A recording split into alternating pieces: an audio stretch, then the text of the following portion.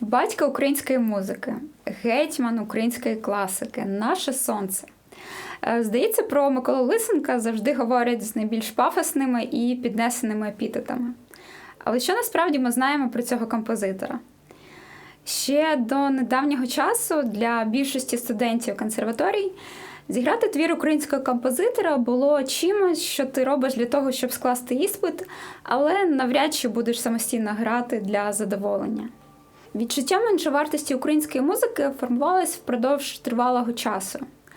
Але давайте розберемо конкретні причини, які могли на неї вплинути, на прикладі творчості Миколи Лисенка.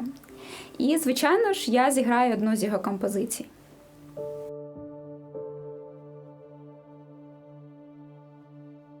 У 1934 році в журналі «Радянська музика» виходить стаття «Викрити і розтрощити до кінця націоналізм на музичному фронті», в якій музика називається гострою ідеологічною зброєю, що має бути позбавленою усіх націоналістичних впливів і слугувати побудові соціалістичного суспільства.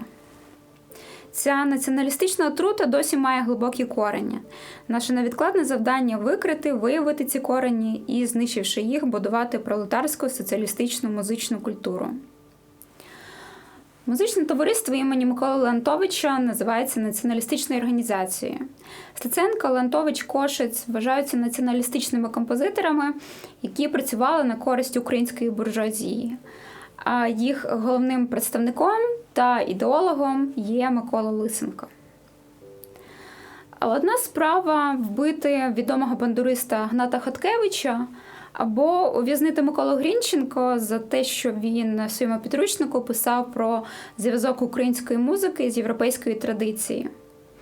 Інша справа – працювати з творчістю Миколи Лисенка, якого на момент приходу більшовиків вже немає в живих. Але жива пам'ять про нього, і вона має величезний вплив на суспільство. Похорони Лисенка проходили під наглядом поліції, тому що попрощатись до нього прийшли тисячі людей з усієї України. Твори композитора грались в кожній родині, де тільки є фортепіано. Аматорські хори розрослись по всій Україні і співали пісні з його збірників. І люди пам'ятали, яким святом був кожен концерт Лисенка. Але прийшов новий час, в якому мистецтво, зокрема музика, мають відображати нову дійсність і бути народною.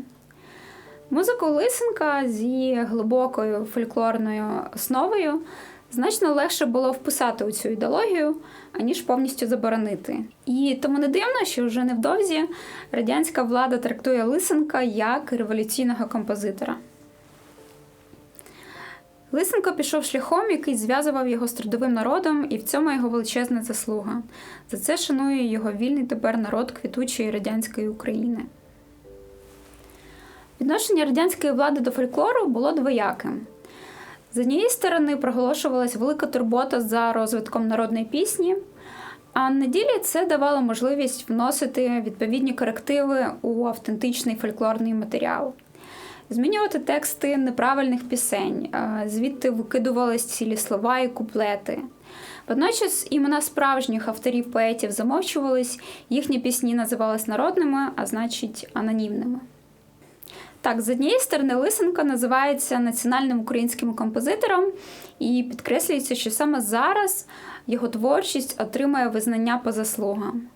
А з іншої сторони, в статтях то тут, то там можна натрапити на критику його освіти, творчості чи вмінь, ніби його оцінюють як школяра.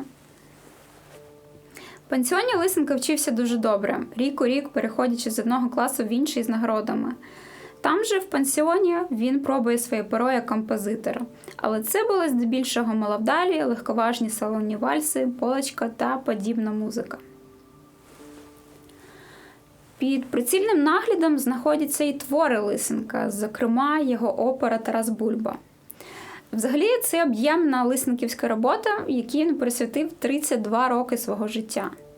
Але ця опера так і не була поставлена в його час, тому що для цього мав відбутись переклад на російську мову.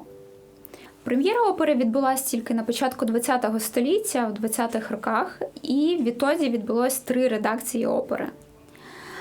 Відомо, що з питань редагування опери навіть була скликана спеціальна рада, на якій був присутній тогочасний голова Ради народних комісарів Панас Любченко. Після цих редакцій в опері взагалі мало що залишилося від Лисенка. Виконали і змінили не лише важливі за музичним змістом номери, але й характер основних героїв, а з тим і задум Лисенка, тому що зникли усі ліричні риси, які Лисенко закладав у цей твір, в яких велика увага приділялась роздумам, переживанням основних героїв. А натомість залишилась лише одна однозначна героїко-історична сторона. Ця ситуація з оперою є дуже показовою, тому що в умовах тоталітарного режиму музика мала бути реалістичною, а народність використовувалась лише з ціллю прославляти партію, героїв праці та героїчну боротьбу. Але Лисенко належав зовсім до іншої епохи 19 століття. Ми називаємо його батьком української професійної музики, але варто розуміти, що він також належав до епохи романтизму.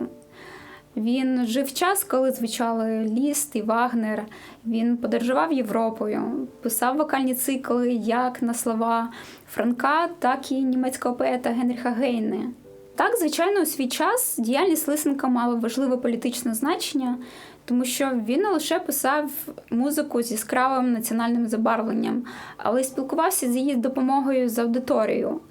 І його самостійно організовані концерти мали шалений відгук і успіх у слухачів. Але його народність мала зовсім іншу природу. Вона йшла не з постанов партії, а в першу чергу з юнацького пориву, коли модно було брати участь у таємних гуртках, показово носити українське вбрання, зачитуватись творами Шевченка та Котляревського. Вона стала для нього відповіддю на питання ідентичності, тому що згідно з цим він прийняв усі свої основні важливі життєві рішення. Не будував кар'єру піаніста-віртуоза в Європі, а повернувся в Україну. Не погодився на привабливу робочу пропозицію в Петербурзі, а працював в жахливих умовах Валуївського циркуляра, при цьому роблячи все, щоб його твори видавались, і для того, щоб стверджувати, що український фольклор може бути частиною професійної музики, так само, як і Україна може мати свою державність. От тільки поступово в Радянському Союзі образ українця набув такого собі карикатурного вигляду невігласа з салом. Хори, якими так опікувався Лисенко, стали схожі один на одного. Народний стрій перетворився на шаблонний вигляд шароварів, атласних спідниць і пластмасових вінків, які не мають нічого спільного із автентичним українським одягом.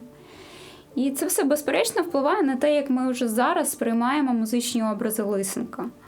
Тому що дуже легко їх сплутати з шароварщини, назвати пережитком.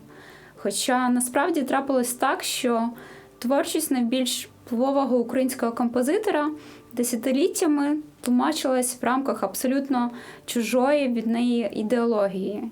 І в рамках якої українська культура, якщо і могла існувати, то без свого унікального лиця, без своєї самобутності. З того часу у нас залишилось так багато пам'ятників Миколі Віталійовичу і назв вулиць на кожному кроці з його іменем. Але хотілося б, щоб якісних, хороших постановок і записів було не менше. Я вам хочу зіграти одну із фортепіаних мініатюр Миколи Віталійовича. Взагалі, фортепіана мініатюра – це завжди щось таке невелике, а у Лисенка ще часто позначена назвою «Мрія з надморя» або «Ескіз у дарійському стилі», який зараз і зіграю. Обов'язково підписуйтесь на цей канал, якщо хочете дізнаватись більше про українських композиторів і в цілому про класичну музику. Дуже дякую вам за увагу. Побачимось!